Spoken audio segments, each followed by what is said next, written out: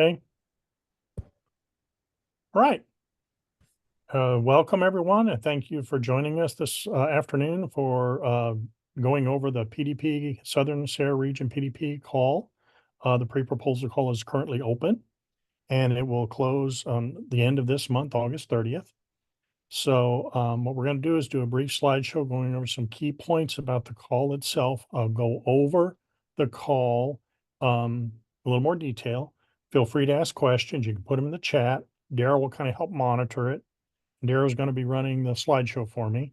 And I want to point out Maddie Templeton is on the call with me. She's my program assistant here at the Kerr Center.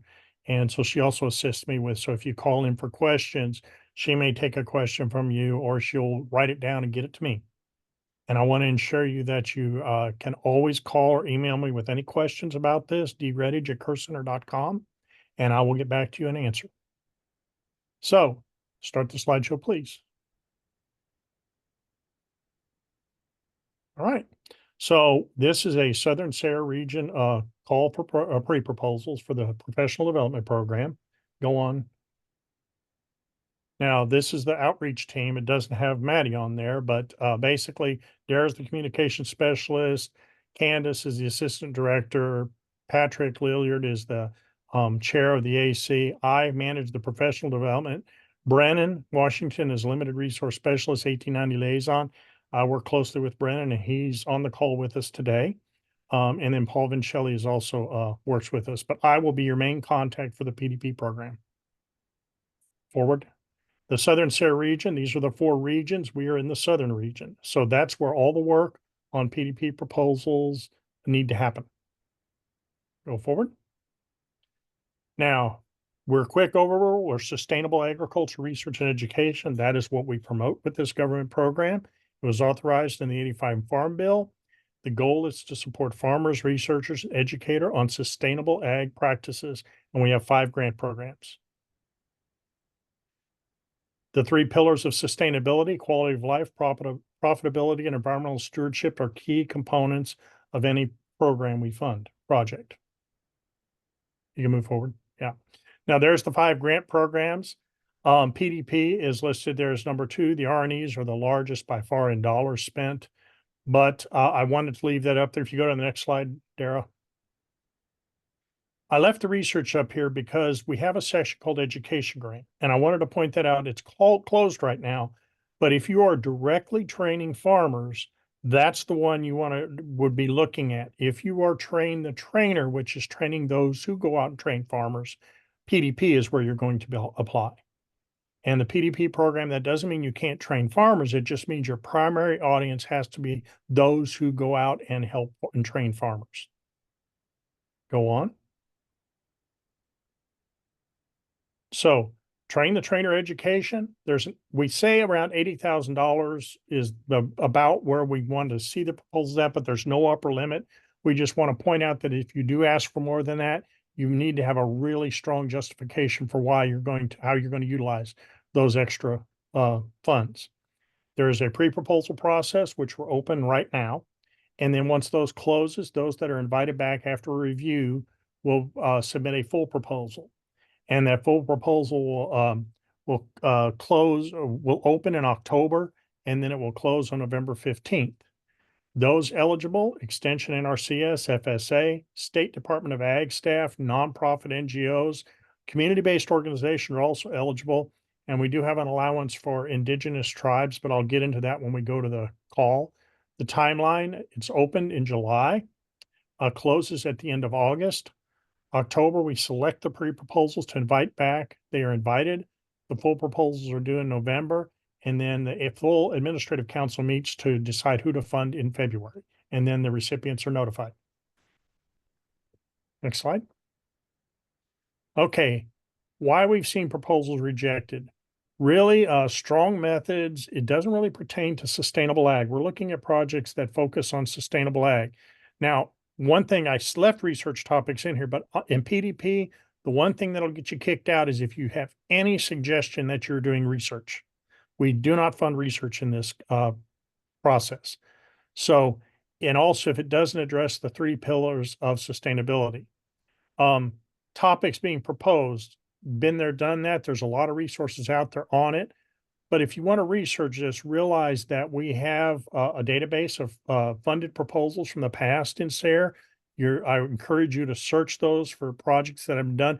And it may not have been done in the South. It may have been done in other regions. It may give you a template for how to do something like that in the South. But look and see what's been done out there first.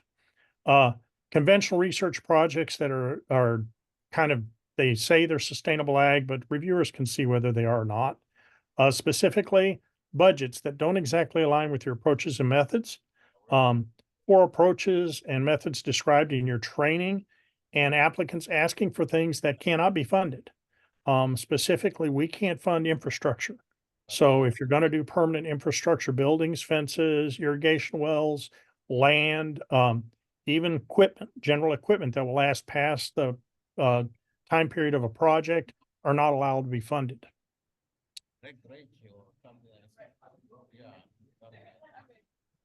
Okay. There's other sources of information on the SSARE website, and so you can look at those for information too. And now let's go on. Dara, we can go back to the full screen. When I was active review, with this people, this guy. Okay. Now the call itself, I'm not going to throw the call up there. You can look at Southern SSARE website to look for the call for proposals. It's posted there for you to review. I recommend before you call me, if you have any questions, please read the call for proposals completely. That will, and then get an idea in your mind what you want to ask me about that's not clear in the call. So a lot of times somebody will call me before they've read it, and I simply point to the call and point to the spot and say, this answers that question to help them through the process. But it helps both of us if you have read the call completely before contacting me. As I mentioned, the funding level on this, 80,000, but they can go higher than that. It's just realize that when we got a certain amount of money budgeted for this project to give out in grants. And so if we have a very project that asks for a lot of money, and then we have a project that asks for less, both of them are equally good projects, but we have extra funds left over. The one that asks for less will have funding available to cover it. I mentioned indigenous communities. We recognize that they're indigenous communities who raise agricultural products. We generally go by, do you raise more than $1,000 worth of product? But indigenous communities that are farmers that are actually out there are eligible to apply for projects in Southern SSARE. So we don't want to exclude that community. We also, and I mentioned we don't train farmers, but we do an allowance. And while there's not a firm definition, we have a thing called mentor farmers. And I think we all recognize those type of farmers that want to go out and either let their farms be used for educational workshops, enjoy training other farmers, sharing their knowledge with other farmers. Those are mentor farmers and can be part of the training cadre. They can be part of the project. We do like to see farmers in the development stage of the project. We want to see the project that addresses diversity, equity, and inclusion. How are you going out to reach out to underserved audiences in the project? Quality of life for the farm community and those that are involved. How does the training address that? General guidelines for submission on a pre-proposal. It has to be relevant to Southern agriculture and more specifically, specific to the significant to the state or states that are involved in the project. So make sure you kind of make that case when you're applying. Participation from 1860 to 1890 land grants. How was the training need determined? How did you come up with the idea that this was an important training that needed to happen? Participatory training methods. We like to see where there's participation in the training project itself and how that happens. Systems approach. So that's where I go back to the 3 pillars: environmental, societal, and economic impact on communities. How does this project address and help answer those 3 pillars? Is there farmer involvement in the planning, evaluation, and delivery? Farmers as trainers is fine. And as a matter of fact, we encourage that if it's feasible for the project. When possible, multiple delivery formats. In this day and age, it's nice to have not just face-to-face meetings, but webinars, videos, print publications. How many different formats can it be delivered in? The pre-proposal is obviously a shortened version of the full proposal. General information is the first thing we're asking for. So that's going to be the first thing on the call when you fill it out. Then you will be looking at, we're asking for things like key collaborators and major participants. You're going to have a project summary. You're going to have the project goals, objectives, and make sure you address the target audience. This is where you're explaining why it's a train the trainer. So be careful to focus in and identify the audience you're looking at. Activity sponsor. Does it reach the target audience? And how does it achieve those objectives? How are you going to evaluate the results of the training? Are you going to determine if the training was successful? Project duration and timetable. Our grants are 1 to 2 year projects. Funding request. We don't require an itemized budget at the pre-proposal stage. So I want you to realize you probably may want to draft out on your own an itemized budget, but you don't need it for this. We don't even ask for it. What we ask for is how much money are you asking for? If you have 2 institutions, let's say you have 2 land grants, how much money is going to each one and the total? Or if there's an NGO involved, they could get part of the money. But that's the limit of it. So we're not looking for a budget narrative. We're just wanting how much are you asking for? We do allow up to 10% indirect. So if you don't have a negotiated indirect rate, you can apply for up to 10% of it. Now the submission is all online. There's linkages in there for budget sheet or for sheets to look at what costs are allowed. So even though I don't need an itemized list, if you have questions about what's fundable under the project, in case you're invited back to a full proposal stage, check that list out. If you have any questions, contact me about that. I'd be happy to give you that information. I've pulled up several examples, or Dara's going to pull up a couple of examples from funded projects from our database. Dara, are you ready for that? Yep, just let me know which one. Okay. Let's go with the SPDP 23-021 Indigo.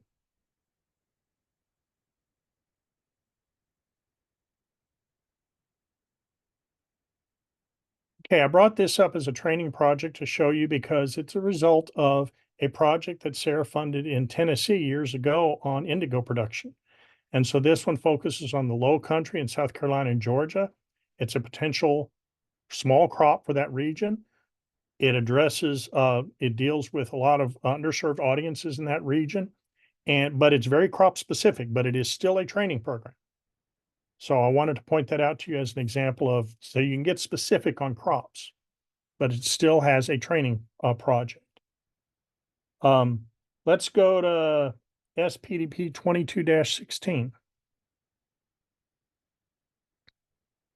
And these can be searched. I'm given the project numbers as they were assigned, but honestly, you can look these up by doing basically reviewing specific topic areas, grazing programs, any type of keywords will allow you to search the database. And I've restricted it to the southern region. You can search the entire United States. Now, the reason I threw this one up is this is funded by Oregon Tilth, based out of Oregon. But remember, I said we're in the southern region. So organizations outside the South can apply for funding in the South, but the entire training project must occur in the South. This project also has strong tie-in with organizations based in the South. So I want to make sure everybody understands that if you're not in the South, you still can apply to Southern SSARE, but everything you do in a training project has to occur in the southern region.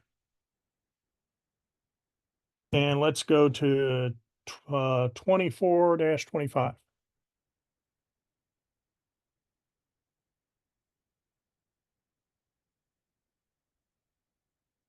Now, this project put out there because it actually exceeded the $80,000 limit. But, and there was strong discussion about this project when we were evaluating it, but it was determined that they had a strong enough justification for it that it met the criteria and they did a good job with their budget. Now, again, it was a risk, but they took it and the project was funded. And considering the issues we see with disaster and farming that farmers are facing in the southern region, especially with the weather conditions and that, it's a timely project. So that's my 3 examples I wanted to put up there. At this point, I'll open the floor to, and I haven't been following the chat. Do I have any questions? No questions as yet, but if people want to start sharing some, they can. I will be putting the links to everything discussed so far in the chat, and you will be getting it in the email afterwards. So Now, I wanted to point out some key things to think about. Like I said, that will kick a project or basically remove it from consideration. So again, key things are this is train the trainer. So your primary audience should not be farmers directly, but they can participate in the training as long as your focus is on others like Extension, NRCS, FSA. The other thing is if you're going to reach out to organizations like Extension, NRCS, you really need to do it now to see if they're willing to come on board and participate in your project. We get that comment from reviewers. Have they contacted NRCS? Have they contacted Extension? Are they willing participants in the training?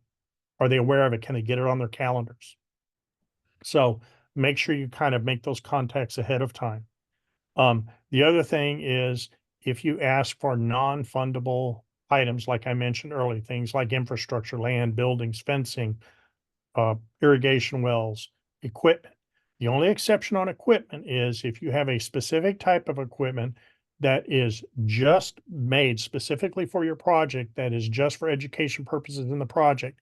Those have been funded in the past, but they can't be the full amount of the budget. But that's one of the few cases I've seen. What I recommend to individuals, if they're going to have equipment in their project, you can lease or rent. So you can put those numbers in there. So that's something to be aware of. And general rule on equipment is, will it be useful after the end of the project? If it is, then it's possibly not fundable within the project. okay, you do have a question in the chat from Nicola Hemphill. Okay. Do you recommend projects that cover multiple states, a regional program?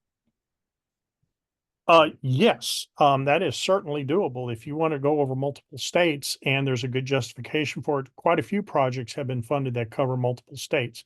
Usually they're very tongue twister, very topic specific, so they can focus.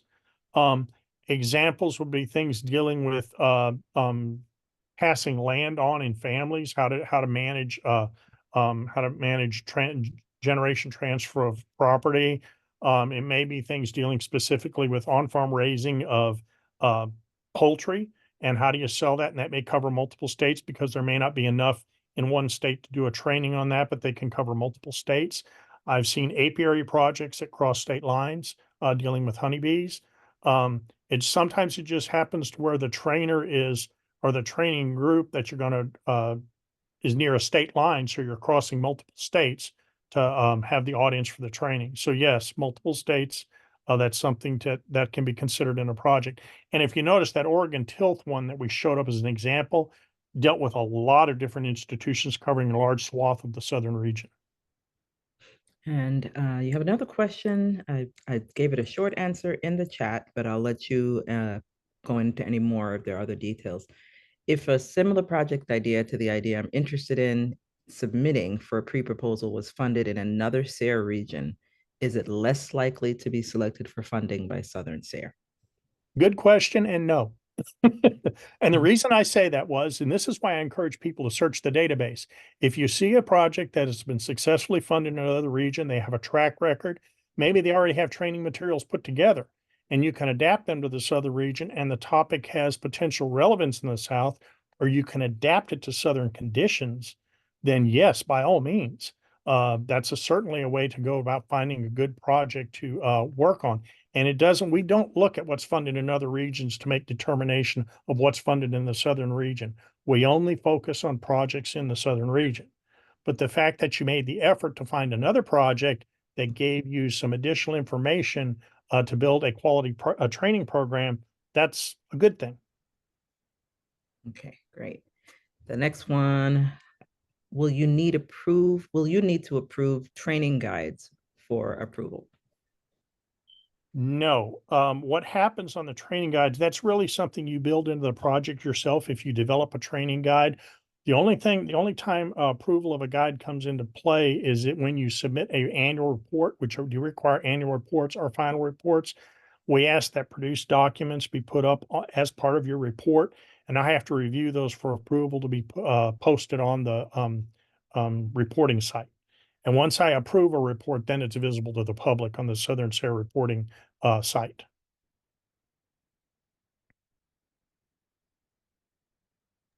All right, and the next one, over 10 years ago, we were awarded a grant focused on farm to school and training family and consumer science agents. In recent years, how successful have farm to school applications been? I haven't seen any in a while. I think, to be honest with you, I think what happened, and this is just speculation on my part, COVID kind of stopped a lot of that or kind of made it more difficult. So I don't know how farm to school is right now in your state or what's happening with it.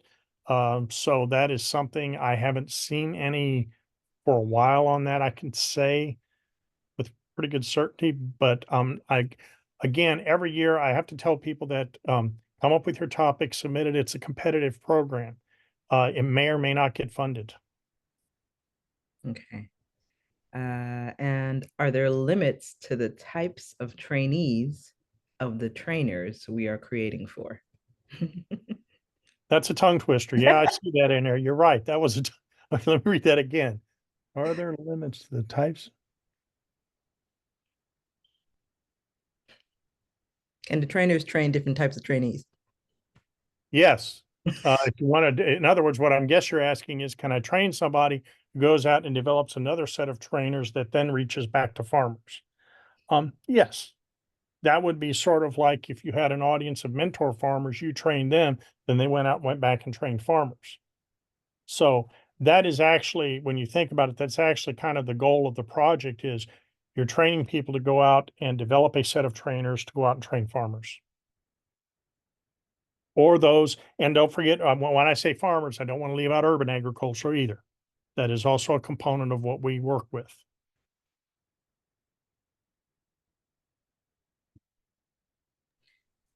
All right, I don't see any more coming in right now.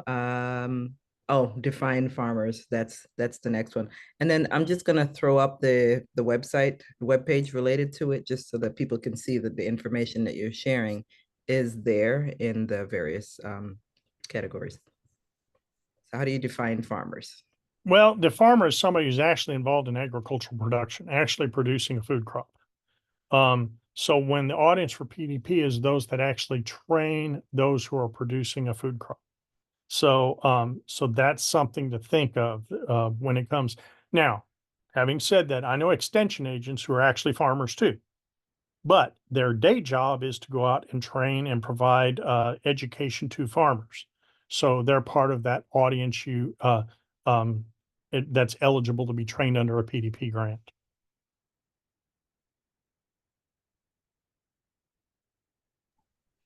Okay, let me just share the website so you can, so we can show those who have not been on it yet that everything is up there. And here we go. All right, so this is the PDP program grants webpage. You get to it when you go to our site, southernsare.org, or for those of you that like acronyms, SSARE.org. That'll get you to the same place, 5 letters. So you go to grants, and once you click on grants or you click on apply for a grant, all of them will show up and you can see which ones are open versus which ones are closed. And then you click on learn more to get to the web page. If you click on apply, it'll take you to the call for proposals. So there you go. You see the grant schedule. And sure, I'll go ahead and throw that in the chat again. That's the web page there. The background information, some of what he shared. I'm gonna go a little quickly with this. We're not reading it, just showing you it's here. The grant requirements. Who can apply? General guidelines. The funding amount is right under that. Some tips, and then you get a little chart of the different locations and how many PDP grants they've had and what their total amount is. And this is from the beginning of when the PDP grants were available. So not per year, just total. If I click on learn more here, go ahead. Somebody had something to say? No? I thought I heard it. If I click learn more, it takes you to the call for proposals. Okay. And all the pages of that are there. So you'll be able to see all of that. I want to click on one other thing here. Apply. That's what I thought. Okay, so both of these take you to the call for proposals, but I'm gonna share the link to where they would actually start their application. I'm checking to see where it is in here. Usually at the other calls, it's at the very top. So yeah, so I'll just share the link to that. It's actually right there, Dara. Oh, where you at? A little bit. Go down a little more. It's right there, inside the important. Projects? Yeah. Okay.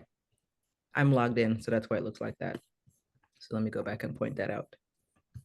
So right in here, projects.sare.org. That's where you would go to go ahead and apply for all of our grants, really. But apply here. It's in the chat. Oh, that's not how you spell here unless I'm speaking a foreign language. Here. Hey. Is So there a again, specific form to fill when applying? Oh, there we go. That's the answer right there. Someone just asked a question. Yeah. And that's the specific form to fill out. And one thing I will say is make sure you hit, when you get everything entered in, make sure to hit submit to make sure it goes fully, enters the system. Right. It basically takes you to a page where you create a username and password, and then you can go in and select which grant you're applying for and start filling out the fields. So it's pretty self-explanatory once you get into projects.sare.org. And again, my information's in there. So if you have any questions about the application process itself, feel free to reach out to me. I'd be more than happy to answer any or provide you with any information that I can to make the process go forward as smoothly as possible. And I like to address issues up front rather than wait for after the fact when there's problems develop. So. Thanks, Dara and David, for putting this together. This has been informative. Just a couple of things. For those of you who are dealing with NRCS, FSA, you do not need a farm and track number to apply for our grant programs. So we get that question a lot. And this is and I'm not trying to be condescending with what I'm about to say, but please do not wait to the last minute to try to submit your grant application, because we just closed a couple of grant apps and there were just problems with folks losing power and just some issues. And please pay attention to that deadline. It's 12 p.m. Eastern. And we had some folks out on the West Coast who did not realize that and were not able to submit their application in a timely fashion. So I just want to add that to the conversation. As said, submit as early as you can. If you can get it done a week before the deadline's due, that would be great. But that will be important to make sure that you can get your grant submission in and get it an honest hearing. And once again, you don't need a farm and track number to apply for these opportunities. So. Yeah, and as Brennan said, we can see right now we've had several natural disasters hit us in the Caribbean region and on the coast. And due to flooding and power outages, the last thing you want is to wait till the last minute, hit submit, and your power goes down. So if you can get it in several days earlier or up to a week earlier, so if there's any glitches, any problems, you're aware of it and get it taken care of.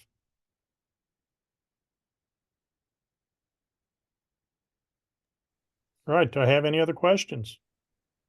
And if you don't want to ask here, like I said, please feel free to contact me via email at dredhage@kerrcenter.com or call me.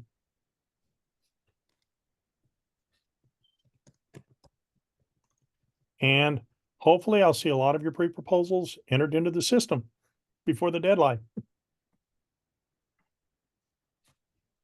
Great. Smooth sailing. Thanks. That's a good one. All right, so everyone, again, this will be put on the YouTube channel. That's all, folks. That's all we got. All right. Well, thank you, and everyone have a nice afternoon. Appreciate you joining us. Bye now.